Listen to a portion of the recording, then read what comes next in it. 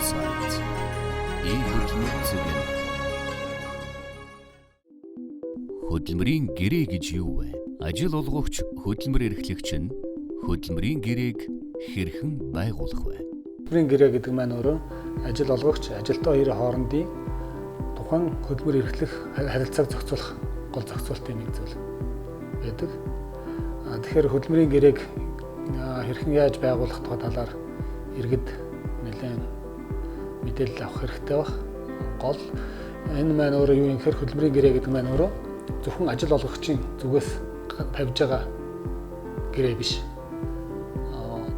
Юу юм бэ гэхээр энэ маань өөрөө ажил олгогч, ажилтан хоёулаа өөрсдөө гэрээнийхээ нөхцөлийг тохирж за би энэ хөдөлмөрийн гэрээг хийя, энд би ажиллая гэдэг нөхцөлөд талууд тохирцсон тохиолдолд хийж байгаа зүйл л дээ. Тэгэхээр хөдөлмөрийн гэрээ гэдэг маань өөрөө гэрээний нэг л хэлбэр учраас талууд гэрээнийхээ үндсэн тэгшэрхийн байдлыг хангасан байх ёстой. Одоо бол зарим тохиолдолд хөдөлмөрийн гэрээг ажил олгогчийн зүгээс өөртөө давуу байдал огтоосон байдлаар гэрээ хийсэн нөхцөлд бол ажиглагддаг. Тэгэхээр ийм нөхцөл байдлыг тогтоолохгүй. Ийм нөхцөл байдал маань эргээд ажилтнанд маань өөрөө хохиролтой нөхцөл байдал үүсдэг учраас ажилтан, ажил олгогч хоёр хөдөлмөрийн гэрээг харилцан тохиолцож шийдвэрлэдэг.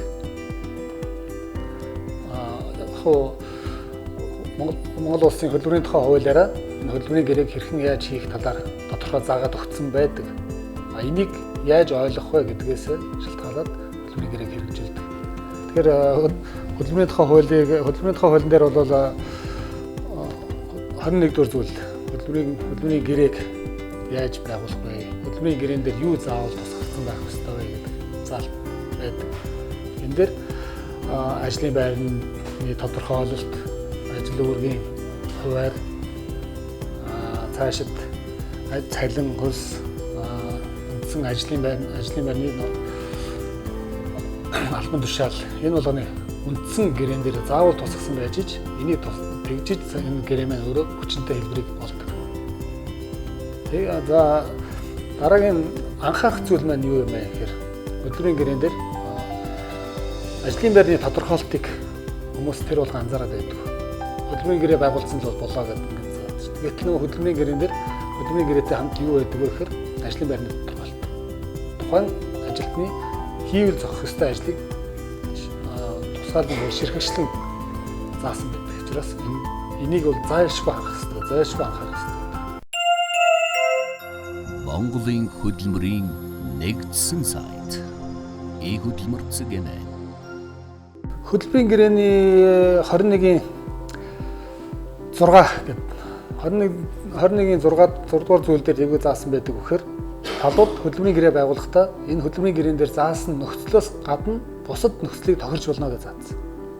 Тэгээ энэ бусад нөхцөл гэдэг маань өөрөө тухайн ажилтны ажил үүрэгтэй холбогдтойгоор одоо нууцлын гэрээ байгуулах шаардлагатай ажил үүрэгт нь одоо нууцлын гэрээ байх хэрэгтэй юм уу тийм ээ? Энэ төрөнг хариуцж байгаа юм уу юу? Энэ нөхцлүүдийг тусгаснараа энийг заавал хамтдаа байгуулах уу юу гэдгийг асуулыг талууд тохиролцсон байдаг. Ингэж дээрэс нь энэ бол тухайн ажилтны мөн ажил олгогчийн зүгээс тавьж байгаа нэг шаардлага болоо явагддаг. Гэхдээ энийг хөдөлмөрийн гэрээн дээр зөвшөөрөөд энэ тавьж хийж болно, тусгаалan хийж болно гэж заасан. Яг хоо энэ бол хөдөлмөрийн гэрээн дээр мөн давхар ажил эрхлэх гэдэг асуудал байгаа. Тийм ээ? Нэг ажилтан давхар ажил эрхлэх эсвэл хөдөлмөрийн нөхцөлийг нордуулахгүйгээр өөр ажил шилжүүлэх гэж заасан байна. Ийм тохиолдол байгаагүй энэ тохиолдол яг энэ хөдөлмөрийн хуулийн заасан тохиолдлоос бусад байдлаар бол хөдөлмөрийн гэрээг заавал шилжих ёстой. Хөдөлмөрийн гэрээг хугацаа гэж заасан байдаг. Энэ бол хөдөлмөрийн тухай хуулийн 23 дугаар зүйл дээр заасан байна. Хугацаатай уу хугацаагүй байж болно гэдэг. Тэгээд энэ дээр хугацаатай уу хугацаагүйгээ заасаннаас ямар тохиолдолд хугацаагүй гэдэг. Энэ байнгын ажлын байран дээр хугацаагүй хөдөлмөрийн гэрээ байгуулна гэдэг заасан. Мөн хугацаатай байгуулахад ямар тохиолдолд хугацаатай байгуулах вэ гэдгийг заасан байдаг. Тэгэхээр байнгын байр нь ажлын байр уу одоо тухайн ажлын байрыг байнгын ажлын байраа гэдгээр тодорхойлсон тохиолдолд энэ дээр хугацаа заалгүйгээр хөдөлмөрийн гэрээ байгуулад ажиллах үүрэгтэй. Тэгээд за хугацаа дууслаа гэж үздэг. 1 жилийн хугацаанд яг л 365 хоног маань дууссан тохиолдолд талуудын хэн нэгэн гэрээний хугацааг дуусныг цуцлах, дуусгах болгох тухай санал тавиаг бол гэрээг яг анх байгуулсан хугацаагаар цаашид үргэлжлэе.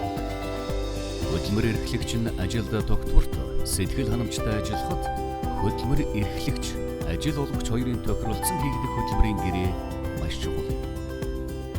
Та дэлгэрэнгүй мэдээллийг хөдөлмөр цэгийн цахим хуудаснаас авна уу?